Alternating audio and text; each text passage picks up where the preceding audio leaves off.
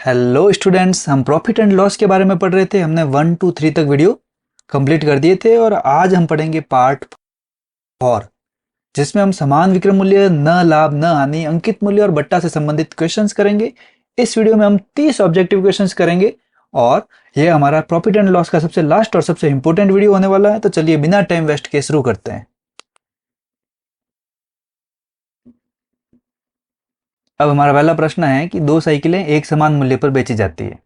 इनमें से एक साइकिल को 20% हानि पर और दूसरी साइकिल को 15% लाभ पर बेचा जाता है। यदि साइकिलों के क्रय मूल्यों का योग 19,500 रुपए है तो उनका क्रय मूल्य कितना होगा। तो यहाँ पर प्रश्न में हमें साइकिलों का क्रय मूल्य फाइंड करना है और हमें दिया हुआ है कि दोनों साइकिलें एक समान मूल्य पर बेची जाती है। दैट मीन्स इनका जो विक्रय मूल्य है वो इक्वल है। तो मान लेते हैं पहली साइकिल का विक्रय मूल्य तो V1 और दूसरी साइकिल का विक्रय मूल्य है V2 और अकॉर्डिंग टू क्वेश्चन ये दोनों क्या है, इक्वल दे रखा है। तो यहाँ पर दोनों इक्वल हो जाएंगे। अब V1 और V2 की वैल्यू फाइंड करनी है तो इसके लिए हमें दे रखा है कि पहली साइकिल है उसको 20% हानि पर बेचा जाता है। तो हमारे पास V1 हो जाएगा 20% हानि। तो अगर हम क्रय मूल्य को K1 मान लें तो K1 पर 20% हानि दैट मीन्स 80/100 और दूसरी साइकिल को 15% लाभ पर बेचा जाता है। तो हम V2 के लिए क्रय मूल्य K2 मान ले तो K2 इंटू 15% लाभ दैट मीन्स 115/100। तो यहाँ पर मैं V1 और V2 की वैल्यू पुट कर दूंगा तो ये हो जाएगा 80K1 अपॉन 100 इक्वल टू हो जाएगा 115K2 अपॉन 100। यहाँ पर 100 से तो 100 कट गए, यहाँ पे आ जाएगा K1 upon K2 equal to 115 upon 80 और यहाँ पर हम 5 से काटे तो 5 से 115 तो कट गए 23 बार और 80 को काटा तो आ गए 16। That means K1 ratio K2 आ गया, वो आ जाएगा 23:16। अब यहाँ पर क्रय मूल्यों का योग दे रखा है तो हम भी क्रय मूल्यों का योग करते हैं। 23 + 16 हो जाएगा 39। अब प्रश्न अनुसार जो क्रय मूल्यों का योग है वो है 19,500 और हमारे अनुसार जो क्रय मूल्यों का योग आया वो आ गया 39। अब यहाँ पर हमें क्रय मूल्यों को फाइंड करना है तो सबसे पहला क्रय मूल्य फाइंड करते हैं तो हम 23 से मल्टीप्लाई करते हैं तो ये आ जाएगा हमारा K1। अब यहाँ पर 13 से काटा तो 13 से कट रहा है 39 3 बार और 195 को काटेंगे तो 13 एकम 13, पीछे बचेंगे 6 और 65 में 13 का भाग गया 5 बार। दैट मीन्स 1500 बच गए। 1500 में 3 का भाग जाएगा 500 बार और 500 को 23 से मल्टीप्लाई करेंगे तो आ जाएंगे 11,500 रुपये। और यहाँ पर चेक करें तो 11,500 रुपये केवल ऑप्शन बी में ही दे रखे हैं तो इसका मतलब ऑप्शन बी सही हो गया। अगर हमें दूसरा क्रय मूल्य फाइंड करना है तो यहाँ पर हमें 19,500 अपॉन 39 को मल्टीप्लाई करेंगे K2 के साथ जो कि हमें 16 दे रखा है तो हमारा K2 फाइंड हो जाएगा। तो 39 का भाग तो 19,500 में गया 500 बार और 500 को 16 से मल्टीप्लाई किया तो 8,000 आ गए, जो कि हमारे ऑप्शन बी में है। इस तरह से हम इस क्वेश्चन को कंप्लीट कर सकते हैं। अब हमारा सेकंड क्वेश्चन है कि यदि दो पंखों के क्रय मूल्यों का योग 3,000 रुपए है तथा इन्हें एक समान मूल्य पर बेचा जाता है, इनमें से एक पंखे को 30% लाभ पर और दूसरे पंखे को 30% हानि पर बेचा जाता है, तो दूसरे पंखे का क्रय मूल्य कितना होगा। तो यहाँ पर प्रश्न के अनुसार हमें क्रय मूल्यों का योग है वो दे रखा है 3,000। वापस यहाँ पर विक्रय मूल्य समान है तो V1 इक्वल टू V2। अब आगे दे रहा है कि इनमें से एक पंखे को 30% लाभ पर और दूसरे पंखे को 30% हानि पर बेचा जाता है। तो अगेन K1 इंटू 30% लाभ दैट मीन्स 130/100 कर दूंगा इक्वल टू यहाँ पर दूसरे पंखे के लिए क्रय मूल्य है K2 इंटू 30% हानि दैट मीन्स 70/100 हो जाएगा। यहाँ पर 100 से 100 कैंसिल, K1 अपॉन K2 हो जाएगा वो हो जाएगा 70/130। यहाँ पर 1 0 से 1 0 कट गया, 7:13 आ गया और यहाँ पर अगर 7 और 13 को जोड़ूंगा तो हो जाएगा 20। अब प्रश्न के अनुसार क्रय मूल्यों का योग है वो है 3,000 और हमारे अनुसार जो क्रय मूल्यों का योग है वो हो जाएगा 20 और हमें फाइंड करना है दूसरे पंखे का क्रय मूल्य जिसको हमने K2 माना है।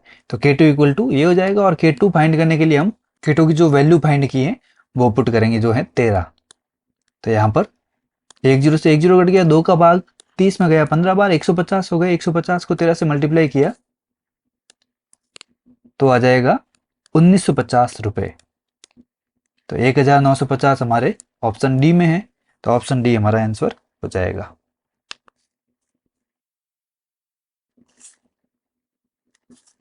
अब हमारा तीसरा क्वेश्चन है कि दो साइकिलें एक समान मूल्य पर बेची जाती हैं। तो पिछले क्वेश्चन की तरह मैं लिख सकता हूं V1 इक्वल टू V2। अब हमें कह रहा है कि इनमें से एक साइकिल को 20% लाभ पर और दूसरी साइकिल को 20% हानि पर बेचा जाता है।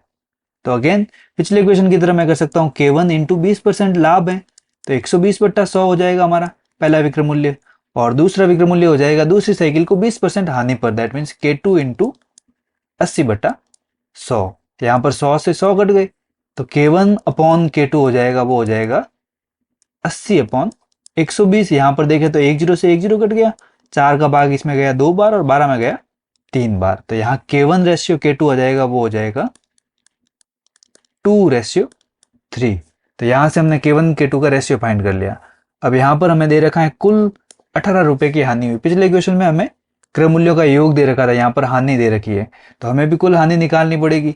तो यहाँ पर हम विक्रय मूल्य फाइंड करते हैं। तो विक्रय मूल्य हो जाएगा V1 हो जाएगा, V1 का फॉर्मूला हमारे पास है K1 इंटू 120/100, और K1 की जगह मैं ले सकता हूँ 2, तो यहाँ पे हो जाएगा 2 इंटू 120/100। यहाँ पर 10 से 10 कट गया, 12 इंटू 2 किया तो 24/10 हो गए, और हमारा आंसर आ गया 2.4। और V1 इक्वल टू V2 है तो V2 भी कितना आएगा, 2.4 ही आएगा। तो यहाँ पर V1 प्लस V2 करूंगा तो वो हो जाएगा 2.4 प्लस 2.4, दैट मीन्स 4.8, और K1 प्लस K2 करेंगे तो वो हो जाएगा 2 प्लस 3 इक्वल टू 5। तो यहाँ पर हम देखें तो हमारे पास कुल क्रय मूल्य है 5 और कुल विक्रय मूल्य है वो है 4.8। तो यहाँ पर हमारे पास हानि हो रही है, वो हो रही है 5 माइनस 4.8, दैट मीन्स 0.2। अब प्रश्न के अनुसार जो हानि है वो 18 रुपए की है, और हमारे अनुसार जो हानि है वो 0.2 रुपए की है। इनटू यहाँ पर हम क्रय मूल्य फाइंड करना है, तो पहले का क्रय मूल्य है 2, तो यहाँ पर 2 से मल्टीप्लाई करूंगा, तो यहाँ पर पॉइंट हट गया, पीछे 0 आ गया, 2 से 2 कट गए, 180 रुपए हमारा फर्स्ट क्रय मूल्य हो जाएगा, K1 हो जाएगा। तो यहाँ पर 180 ऑप्शन बी में है। अगर हमें K2 भी फाइंड करना है तो K2 के लिए फॉर्मूला लग जाएगा 18 बट्टा 0.2, हानि के नीचे हानि लिख दी, इंटू K2 हमारे पास 3 है तो 3 से मल्टीप्लाई कर देंगे, तो हमारा आंसर आ जाएंगे 270। अगर हम यहाँ पर 2:3 और फिर ऑब्जेक्टिव टेस्ट करते कि किसमें 2:3 आ रहा है, तो हमारे उससे भी आंसर आ जाता कि 180 अपॉन 270 का रेशियो है वो 9 का भाग जाता, तो 2:3 ही होता। लेकिन अगर पहले का क्रय मूल्य फाइंड करना होता या फिर दूसरे का क्रय मूल्य फाइंड करना होता तो वहां पर हमारा ये मेथड काम नहीं करता, हमें डायरेक्ट पूरे मेथड से करना पड़ता है, इसलिए मैंने इस पूरे मेथड से करवाया। काफी इंपॉर्टेंट क्वेश्चन है और आप नोटिस करोगे ये एग्जाम में कई बार पूछा हुआ है, तो इस क्वेश्चन को आपको ध्यान से देखना है।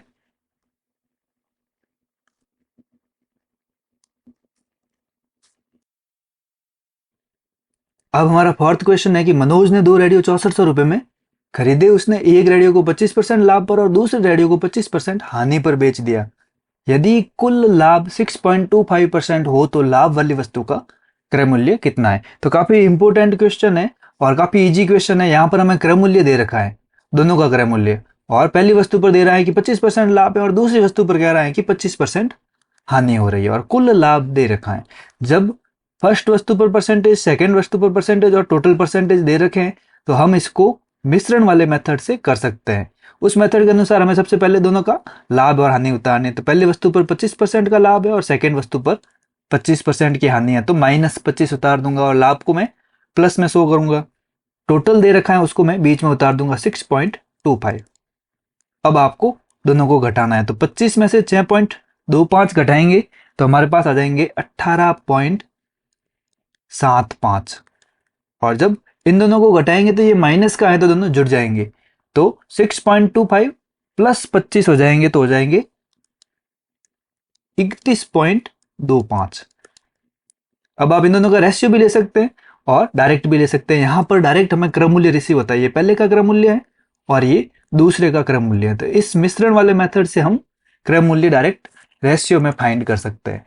अब प्रश्न में तो कुल क्रय मूल्य दे रखा है कि कुल क्रय मूल्य 6400 है, तो यहाँ पर मैं भी कुल क्रय मूल्य फाइंड करूं तो इन दोनों को जोड़ देता हूं। तो दोनों को जोड़ूंगा तो 25 और 75 तो हो जाएंगे 100, यानी कि 2 जीरो लग गए, और 18 और 31 को जोड़ा तो ये हो गए 49 में ये एक जोड़ के 50 हो गए। दैट मीन्स 31.25 और 18.75 दोनों को जोड़ा तो हमारे पास 50 आ गया। तो हमारे पास कुल क्रय मूल्य है वो 50 है और प्रश्न में दे रखा है 6400, तो ये जोड़ा बन गया। अब हमें क्या फाइंड करना है, पहली वस्तु का क्रय मूल्य, और पहली वस्तु का क्रय मूल्य हमारे पास है 31.25। 25। तो हमारे पास पहली वस्तु का क्रम मूल्य हम डायरेक्ट फाइंड कर सकते हैं। काफी इंपॉर्टेंट मेथड है और इस मेथड से हम इजीली फाइंड कर सकते हैं। अब यहाँ पर देखें तो सबसे पहले पॉइंट हट गया और नीचे 2 जीरो आ जाएंगे। अब 25 से काटे तो 25 से 50 कट गए 2 बार, और इसको काटा तो 125 बार कट जाएगा। और यहाँ 2 जीरो से ये 2 जीरो कट गए। 2 का भाग 64 में गया 32 टाइम्स। अब 32 को 125 से मल्टीप्लाई करेंगे तो हमारा आंसर आ जाएगा 4000। तो यहां पर आंसर हो जाएगा 4000 रुपए, जो कि हमारा ऑप्शन ए है।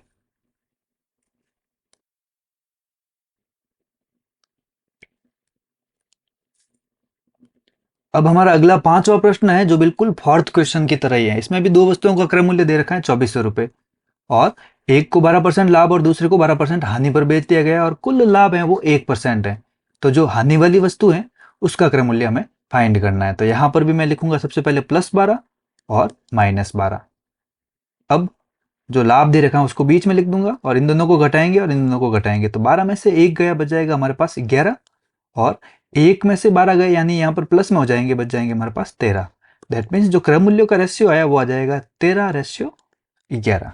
तो यहाँ पर हमें कुल क्रय मूल्य दे रखा है 2400, और हमारे अनुसार जो कुल क्रय मूल्य होगा वो हो जाएगा 13 + 11 यानी कि 24। तो यहाँ पर डिवाइड में आ जाएगा 24। और जो हानि वाली वस्तु है, हानि वाली वस्तु दूसरी थी तो उसको हमने K2 माना है, तो K2 का वैल्यू फाइंड करनी है तो हम इसको 11 से मल्टीप्लाई कर देंगे। तो 24 से तो ये कट गया एक बार, और 100 को जब 11 से मल्टीप्लाई किया तो हमारे पास आंसर आ गया 1100 रुपए। तो ये बहुत ही आसान से प्रश्न होते हैं। इसका ऑप्शन हो जाएगा ऑप्शन डी। अब लेते हैं 6th क्वेश्चन। दो वस्तुओं का क्रय मूल्य 780 रुपए है। एक को 16% लाभ पर और दूसरे को 10% हानि पर बेचता है, तो इस सौदे में न लाभ और न हानि होती है, तब लाभ पर बेची गई वस्तु का क्रय मूल्य फाइंड करना है। पिछले क्वेश्चन की तरह ही है, बस इसमें सौदे में न ही लाभ हो रहा है और न ही हानि हो रही है। तो बस उसी तरीके से करते हैं। सबसे पहले पर लाभ दे रखा है +16, और दूसरे पर हमें हानि दे रखी है, इसलिए हो जाएगा -10। और जो कुल लाभ और कुल हानि है वो 0 है, क्योंकि न ही लाभ हो रहा है न ही हानि हो रही है, दैट मीन्स 0। अब घटाएंगे तो 16 - 0 16 हो गया, और ये 0 - 10 या इन दोनों को घटाया तो 10 आ गया। अब 10:16 कट रहा है तो काट देते हैं। तो 5 से तो नहीं कट रहा, 2 से कट रहा है। 2 से कट गया 5 बार और 2 से कट गया 8 बार, 5:8 ले लिया। कुल क्रय मूल्य हमें 780 दे रखा है, और यहां पर 5 + 8 कुल क्रय मूल्य है 13, तो अपॉन 13 आ जाएगा। इनटू हमें लाभ पर बेची गई, लाभ पर पहली वस्तु बेची गई थी यानी कि हमें K1 फाइंड करना है। तो K1 इक्वल टू हो जाएगा, K1 की वैल्यू हमारे पास है 5, तो 5 से मल्टीप्लाई कर देंगे। तो यहाँ पर 13 का भाग 78 में जा रहा है 6 बार, तो यहाँ 60 आ जाएंगे। 60 को 5 से गुणा करेंगे तो आ जाएंगे 300 रुपए, जो कि हमारा ऑप्शन ए है। ये क्वेश्चन भी काफी इंपॉर्टेंट है। अब हमारा 7वां क्वेश्चन है वो अंकित मूल्य पर आधारित है। तो सबसे पहले हमें अंकित मूल्य के बारे में छोटी सी जानकारी होनी चाहिए कि वस्तु पर जो छपा हुआ मूल्य होता है उसी को हम अंकित मूल्य बोलते हैं, और जितने भी ये बट्टा होते हैं, छूट होती है, वो हमेशा हमें अंकित मूल्य पर मिलती है। कैसे मिलती है वो इस क्वेश्चन से समझते हैं। यहाँ पर प्रश्न है कि किसी वस्तु का क्रय मूल्य अंकित मूल्य का 80% है। 12% बट्टा देने के बाद विक्रेता का लाभ प्रतिशत ज्ञात करो। यहाँ पर क्रय मूल्य है वो अंकित मूल्य का 80% है। तो मान लेते हैं कि जो अंकित मूल्य है इसको मैं ए लिखूंगा, वो 100 है, और क्रय मूल्य है वो इसका 80%, डेट मीन्स 80 है। और 12% बट्टा देने के बाद, 12% बट्टा दोगे तो विक्रय मूल्य होगा अंकित मूल्य पर 12% बट्टा, दैट मीन्स 88 रुपए हो जाएगा। हमेशा जो बट्टा या छूट मिलती है वो अंकित मूल्य पर मिलती है। ये बात आपको हमेशा ही ध्यान रखनी है कि आपका विक्रय मूल्य अगर बट्टा देने के बाद है तो यहाँ पर बट्टा या छूट आपको अंकित मूल्य पर देनी है। तो अंकित मूल्य पर देंगे तो विक्रय मूल्य हो जाएगा 88। अब क्रय मूल्य हमारे पास है, विक्रय मूल्य हमारे पास है, लाभ प्रतिशत पूछा है तो लाभ हो गया 80, और 88 को घटाया तो यहाँ पर आ गई 8 बट्टा क्रय मूल्य हमारे पास 80 है, इंटू 100 करेंगे तो हमारे पास लाभ प्रतिशत फाइंड हो जाएगा। यहाँ पर 8 से 80 कट गए 10 बार, और ये 1 0 से 1 0 कट गया, इट मीन्स 10% इसका आंसर हो जाएगा, जो कि हमारा ऑप्शन सी है।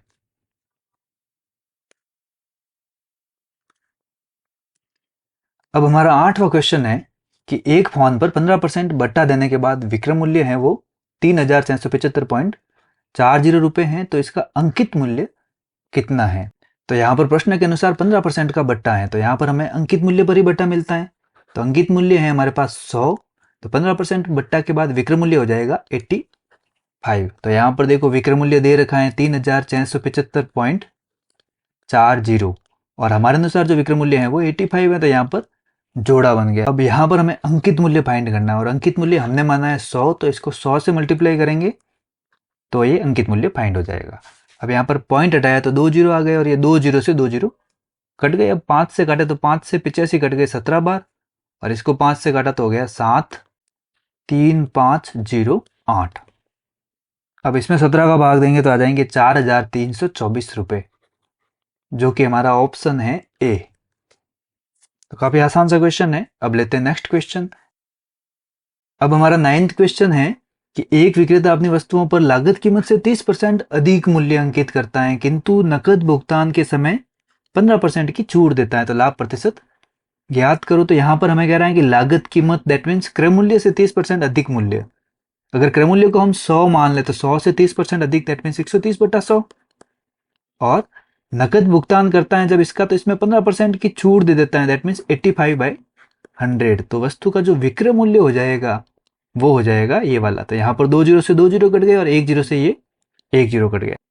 5 का भाग 10 में गया 2 बार और 85 में गया 17 बार और 17 को 13 से मल्टीप्लाई किया तो आ गए 221/2 और 221 में 2 का भाग गया 110.5 बार।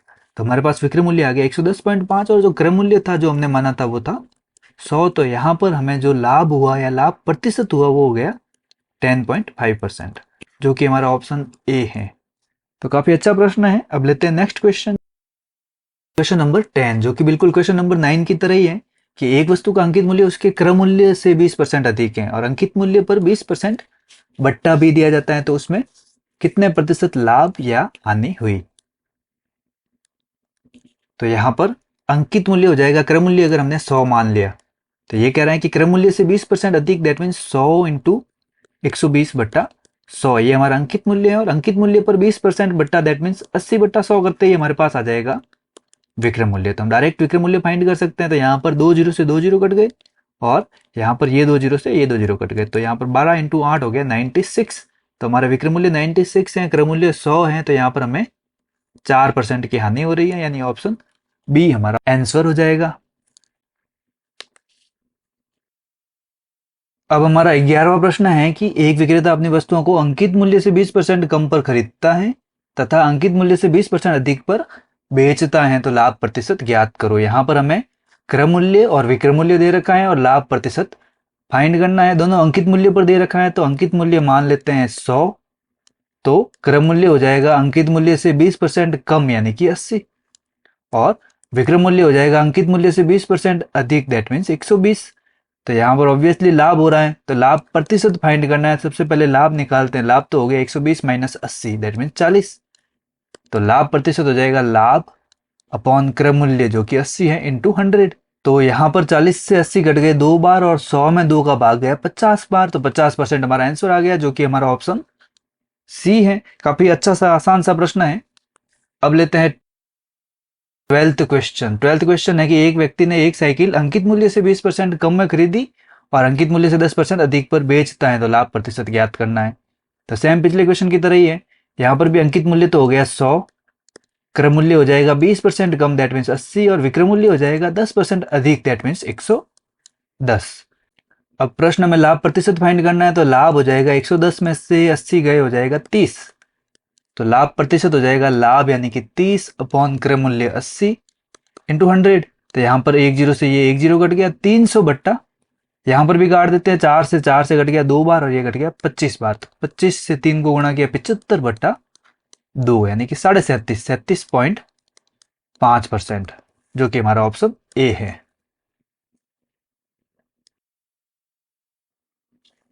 अब हमारा 13वां प्रश्न है कि होली पर एक विक्रेता 1800 रुपए अंकित मूल्य वाली एक एसी पर क्रमशः 20% और 10% की छूट देता है, तो बताना है कि इसका विक्रय मूल्य कितना है। तो हम जानते हैं कि अंकित मूल्यों पर छूट देने के बाद जो मूल्य होगा उसी में बेचेगा, तो विक्रय मूल्य हो जाएगा अंकित मूल्य है 1800 रुपए इंटू सबसे पहले 20% की छूट दी तो हो गया 80/100 और उसके बाद 10% की छूट देने से हम लिखेंगे 90/100। तो जो आंसर आएगा वो हमारा विक्रय मूल्य हो जाएगा। तो यहाँ पर 2 जीरो से ये 2 जीरो कट गए और इन 2 जीरो से ये 2 जीरो कट गए। 18 इंटू 8 इंटू 9 इनको मल्टीप्लाई किया तो आ गया 1296 रुपीज, जो कि हमारा ऑप्शन डी है।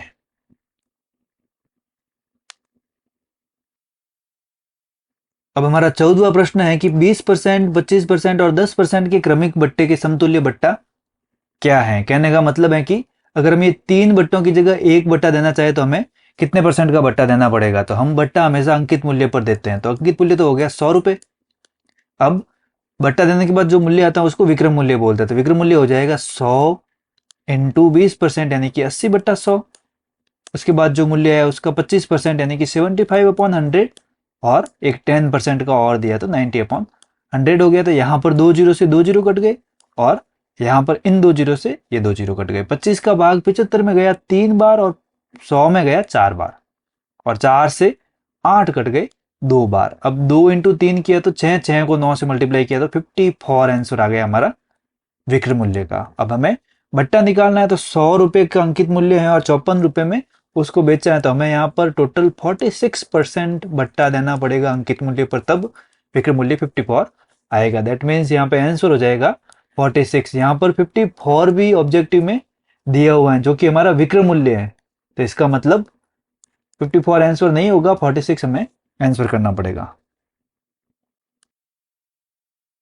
अब हमारा 15वां क्वेश्चन है कि कोई व्यापारी एक घड़ी 450 रुपए में खरीदता है तथा इसका सूची मूल्य इस प्रकार निर्धारित करता है कि 10% बट्टा देने के उपरांत भी 20% का लाभ हो, तो इस घड़ी का सूची मूल्य क्या है। तो यहाँ पर जो सूची मूल्य है वो एक्चुअल में अंकित मूल्य ही है, तो यहाँ पर हमें अंकित मूल्य ही फाइंड करना है, और क्रय मूल्य हमें दे रखा है 450।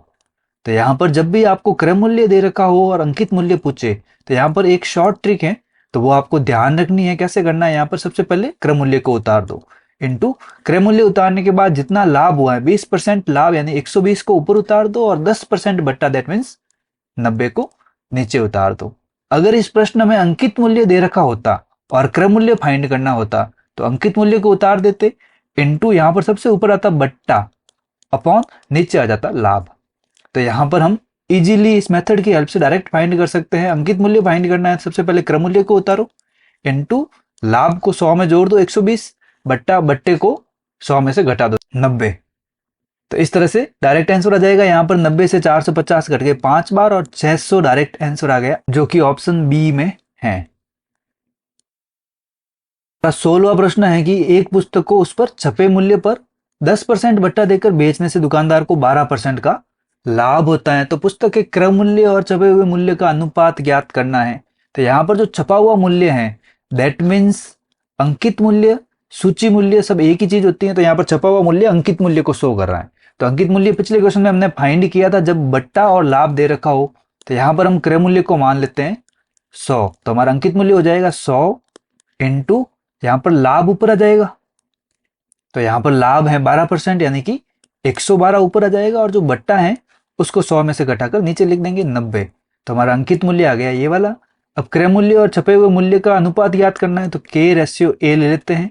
तो हो जाएगा के तो है 100 अपॉन ए है 100 इंटू 112/90। तो यहाँ 100 से 100 कट गए, 2 से 112 कटे 56 बार, और 2 से 90 कट गए 45 बार। दैट मीन्स 45 ऊपर चले गए, तो 45 रेशियो 56, जो कि हमारा ऑप्शन ए है। तो यहाँ पर हम रेशियो भी फाइंड कर सकते हैं।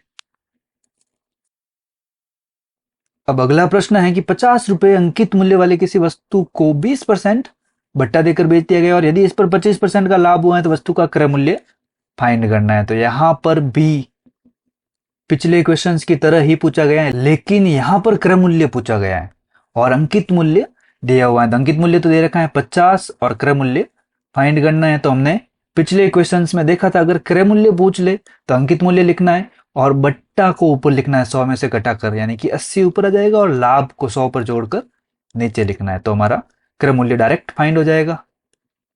यहां पर 25 से 50 कट गए 2 बार, और 125 को काट दिया 5 बार, और 5 का भाग 80 में जाता है 16 बार। तो यहाँ आंसर आ जाएगा 32 रुपए हमारा क्रय मूल्य होगा। बहुत ही इफेक्टिव मेथड है ये, और इस शॉर्ट ट्रिक से हम अंकित मूल्य और क्रय मूल्य इजीली फाइंड भी कर सकते हैं। अब लेते हैं नेक्स्ट क्वेश्चन।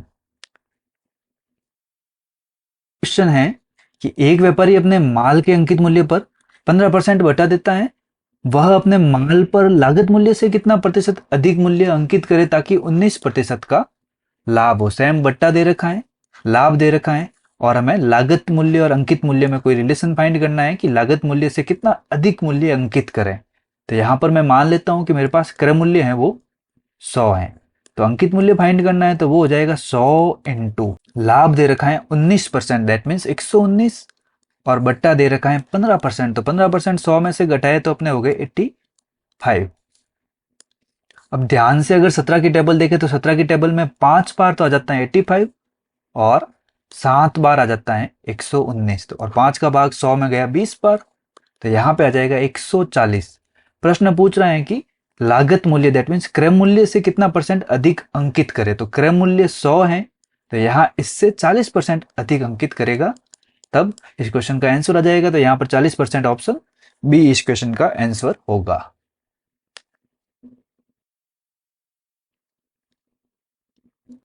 अब देखते हैं 19वां क्वेश्चन, काफी अच्छा और इंपॉर्टेंट क्वेश्चन है कि एक घड़ी का अंकित मूल्य 3200 रुपए है और इस पर दो क्रमिक बट्टों के साथ 2448 रुपए में बेचता है, और पहला बट्टा हमें दे रखा है 10%, तो हमें दूसरा बट्टा फाइंड करना है।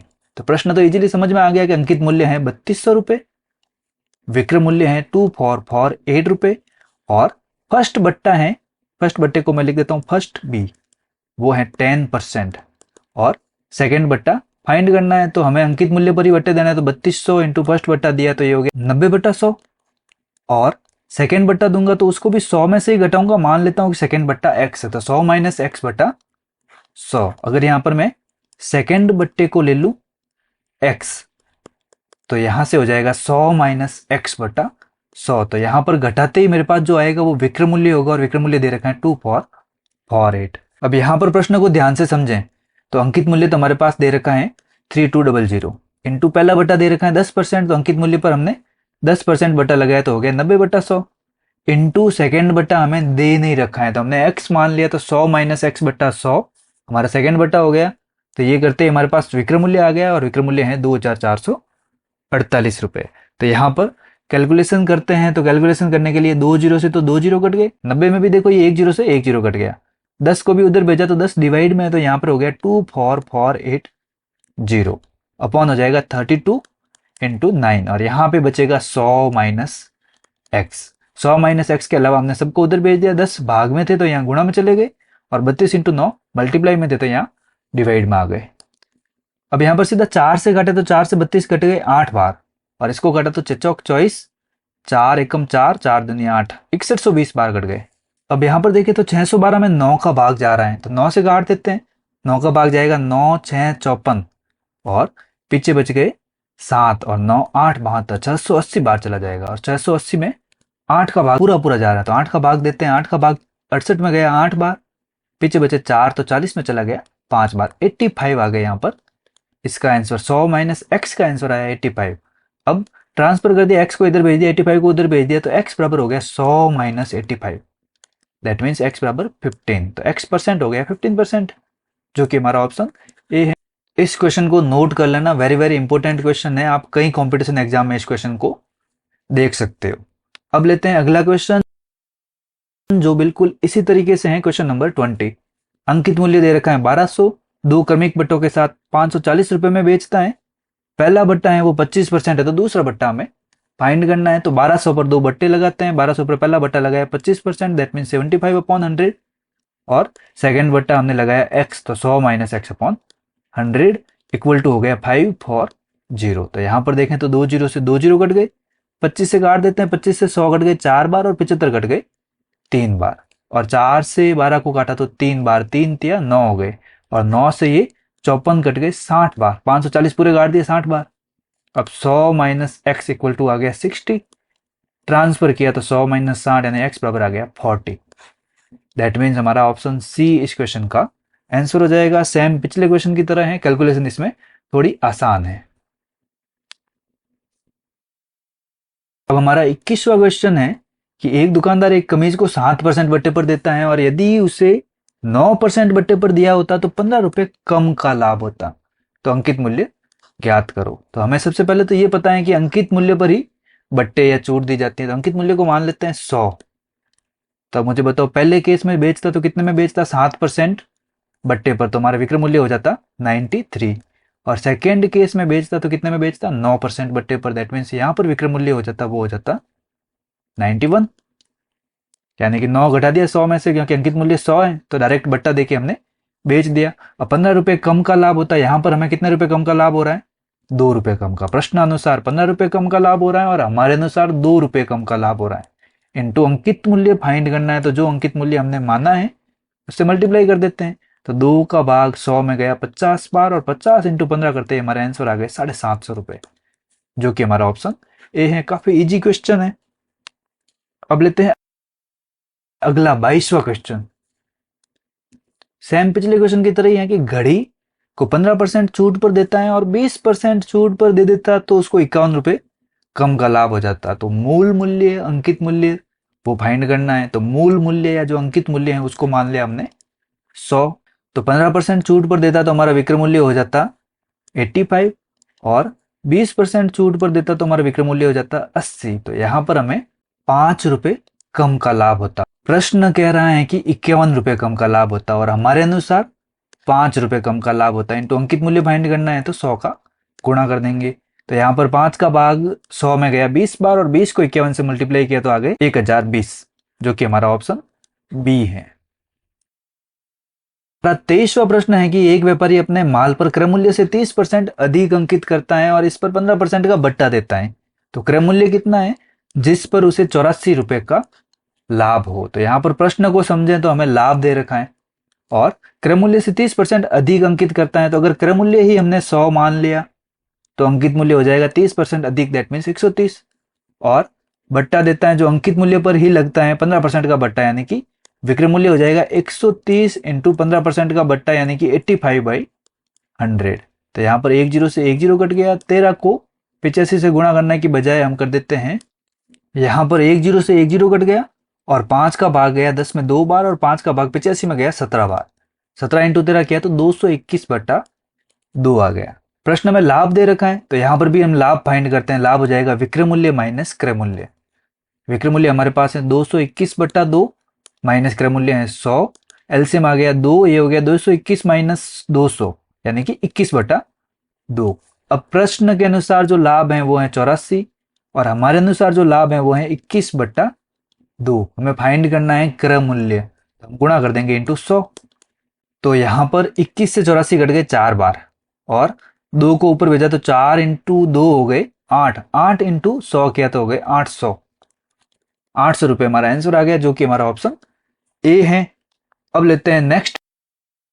इस वीडियो का अगला प्रश्न है कि एक रेडियो का अंकित मूल्य 4800 रुपए है। दुकानदार इस पर 10% का बट्टा देता है और 8% का लाभ कमाता है। अगर वह कोई बट्टा न दे तो उसका लाभ प्रतिशत कितना है? वेरी इंपोर्टेंट क्वेश्चन है। चलिए इस प्रश्न को करते हैं। तो यहां पर प्रश्न कह रहा है कि उसका जो अंकित मूल्य है वो दे रखा है 4800 रुपए, और बट्टा और लाभ दे रखा है। और बट्टा और लाभ दे रखा होता है तो हम क्रय मूल्य इजीली फाइंड कर सकते हैं। तो क्रय मूल्य हो जाएगा हमारे पास, अंकित मूल्य उतारूंगा सबसे पहले, इनटू, यहां पर आप ध्यान रख लेना कि जब भी अंकित मूल्य उतारो तो अंकित मूल्य के पास आपको बट्टा लिखना है। तो यहां पर बट्टा है अपने पास 10% बट्टा, दैट मीन्स 90 लिखना है, अपॉन 8% लाभ यानी कि 108 लिखना है। अगर यहाँ पर अंकित मूल्य फाइंड करना होता तो क्रय मूल्य के पास आपको लाभ लिखना है, अपॉन बट्टा लिखते। लाभ मीन्स 100 प्लस लाभ, और बट्टा मीन्स 100 माइनस बट्टा लिखना है। इस प्रकार से आपको लिखना है, और ये लिखते ही आपके पास डायरेक्ट क्रय मूल्य आ जाएगा। अब 12 से काटे तो 12 से कट गया 9 बार, और 48 को काटा तो 4 बार कट गया, यानी कि 400 आ गए यहाँ पे। अब 9 से 90 कट गए 10 बार, यानी कि क्रय मूल्य आ गया अपने पास 4000 रुपए। अब आगे प्रश्न कह रहा है कि यदि वह कोई बट्टा न दे, तो यहां पर दुकानदार अंकित मूल्य पर किसी प्रकार का बट्टा नहीं देता है। तो अंकित मूल्य पर किसी प्रकार का बट्टा नहीं देगा तो अंकित मूल्य ही विक्रय मूल्य होगा। यहां पर दुकानदार के पास कोई ग्राहक आया तो उसने अंकित मूल्य पर ही उसी चीज को खरीद लिया है, कोई प्रकार का बट्टा उसको नहीं मिला है। तो विक्रय मूल्य इक्वल टू अंकित मूल्य हो जाएगा, और क्रय मूल्य हमने फाइंड कर लिया है। तो अब हमें लाभ प्रतिशत फाइंड करना है। तो विक्रय मूल्य और क्रय मूल्य का अंतर होता है लाभ, यानी कि 800 रुपए लाभ हो गया। लाभ अपॉन क्रय मूल्य है हमारे पास 4000 रुपए, इंटू 100 करते ही हमारे पास लाभ प्रतिशत आ जाएगा। तो यहाँ 20 से 20 कट गए, 10 से 10 कट गया, 4 का भाग 80 में गया 20 बार, तो हमारे पास 20% आंसर आएगा, जो कि हमारा ऑप्शन बी है। तो काफी अच्छा प्रश्न है, नोट कर सकते। अब 25वां प्रश्न है कि एक घड़ी के अंकित मूल्य पर 10% की छूट देने के बाद घड़ी का मूल्य 1080 रुपए, और यदि छूट न दी जाती तो उस दुकानदार को 20% का लाभ होता। उस टाइम क्रय मूल्य कितना होता? तो यहां पर हमें अंकित मूल्य पर 10% की छूट देने के बाद का मूल्य दे रखा है, तो हम मान लेते हैं कि अंकित मूल्य 100 होता, तो छूट देने के बाद मूल्य हो जाता 90 रुपए।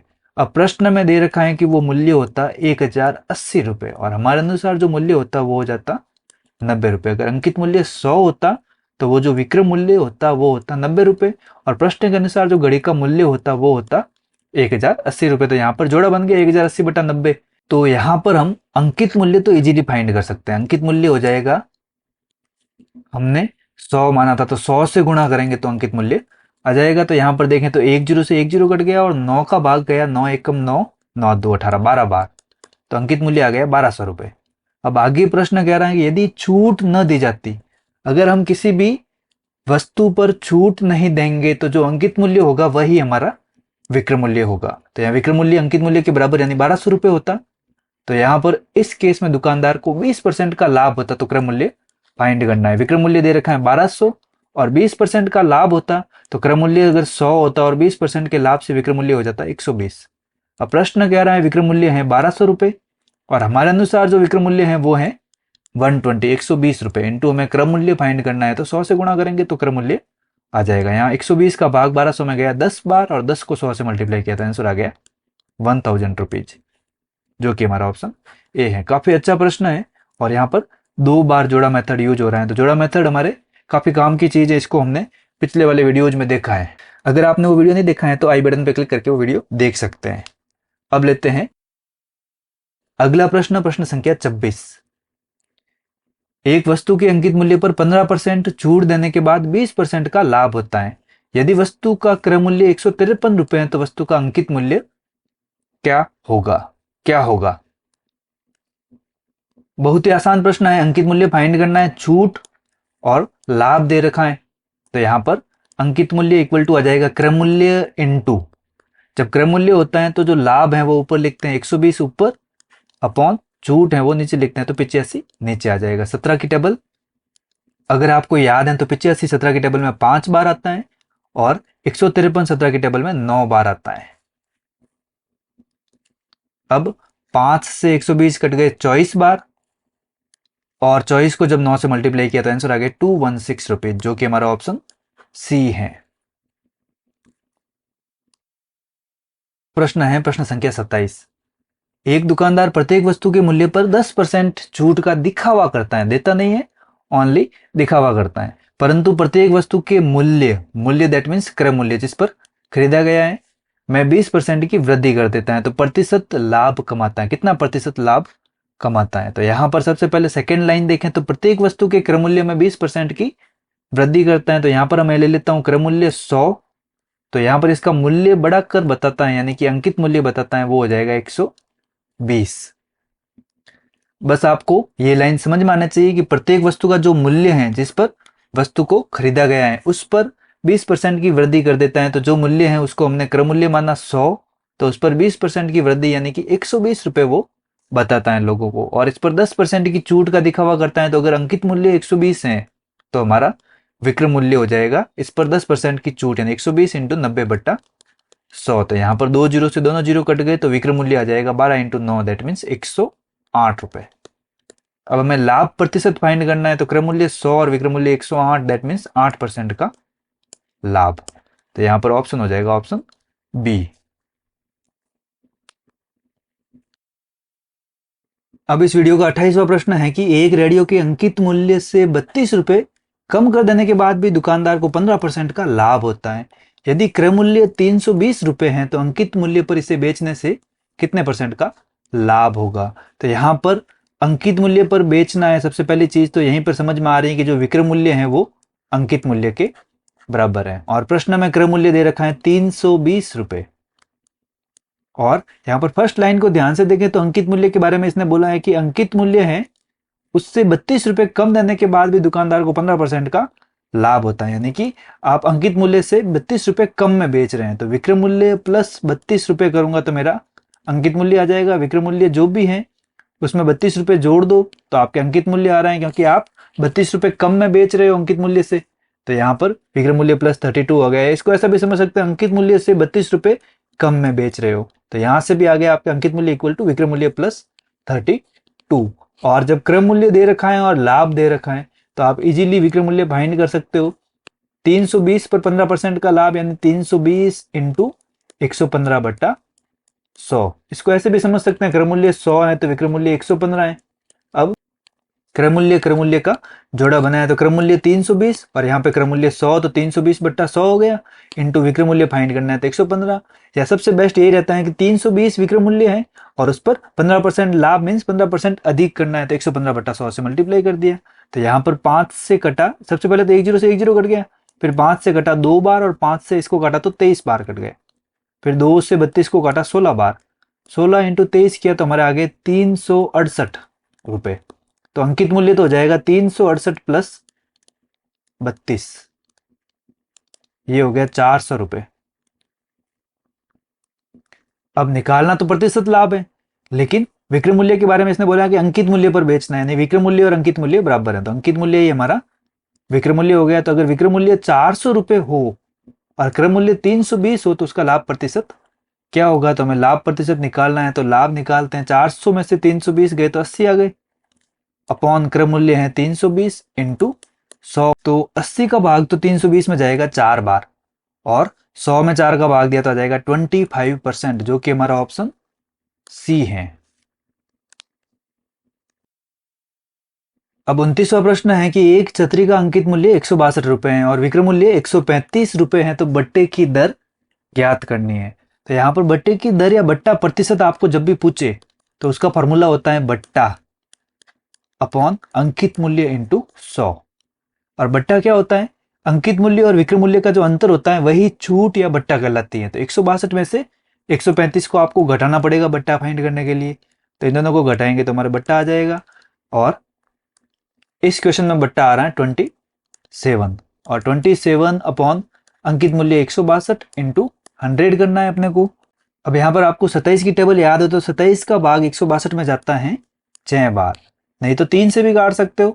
मैंने डायरेक्ट 27 से काट दिया, अब 2 से काटो तो 2 से कट गया 3 बार और 2 से 100 कट गया 50 बार, 50 बटा 3 होता है 16 से ही 2 बटा 3%, जो कि हमारा ऑप्शन सी है।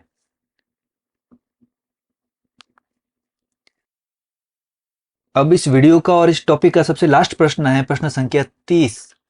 एक विक्रेता अपने सामान पर क्रय मूल्य से 20% अधिक मूल्य अंकित करता है और इस पर कुछ बट्टा देकर 8% लाभ पर सामान बेचता है, तो बट्टे की दर क्या होगी। तो यहाँ पर प्रश्न कह रहा है कि विक्रेता है वो अपने सामान पर क्रय मूल्य जो भी है उससे 20% अधिक मूल्य अंकित करता है। तो मान लेते हैं कि क्रय मूल्य अगर 100 है तो अंकित मूल्य उससे 20% अधिक, दैट मीन्स 120 हो गया। अब वो कह रहा है कि इस पर कुछ बट्टा देकर 120 पर कुछ बट्टा देता है और उस पर लाभ दे रखा है 8% का लाभ कमाता है। तो लाभ हमेशा क्रय मूल्य पर कमाते हैं, तो 8% का लाभ दैट मीन्स विक्रय मूल्य हो जाएगा, वो हो जाएगा 108। तो विक्रय मूल्य हो गया 108, क्रय मूल्य दे रखा है 100 और अंकित मूल्य है 120। तो आपको बट्टे की दर फाइंड करनी है। तो बट्टे दर का फॉर्मूला अपन ने पढ़ा था, बट्टे की जब दर फाइंड करनी होती है या बट्टे का परसेंट फाइंड करना होता है तो ऊपर तो आता है बट्टा और नीचे आता है अंकित मूल्य इंटू 100। और बट्टा कैसे निकालते हैं, जो अंकित मूल्य और विक्रय मूल्य का डिफरेंस होता है उसको हम बट्टा बोलते थे। यहाँ पर बट्टा हो गया 12, तो 12 बट्टा अंकित मूल्य है 120 इंटू 100 कर दिया, तो यहाँ 12 का भाग 120 में गया 10 बार और 10 से 100 कट गए 10 बार, दैट मीन्स 10% इसमें बट्टे की दर होगी, जो कि हमारा ऑप्शन सी है। इस तरह से हमारे एक महत्वपूर्ण टॉपिक प्रॉफिट लॉस का एंड होता है। इन 4 वीडियो में मैंने जो भी कॉम्पिटिटिव एग्जाम में आने वाले इंपोर्टेंट क्वेश्चंस हैं उन सबको सॉल्व किया है, जो आपके कॉम्पिटिटिव एग्जाम में हेल्प करेंगे। वीडियो को अंत तक देखने के लिए धन्यवाद, और वीडियो में कुछ भी पसंद आया तो वीडियो को लाइक शेयर एंड सब्सक्राइब करें। Thanks to all.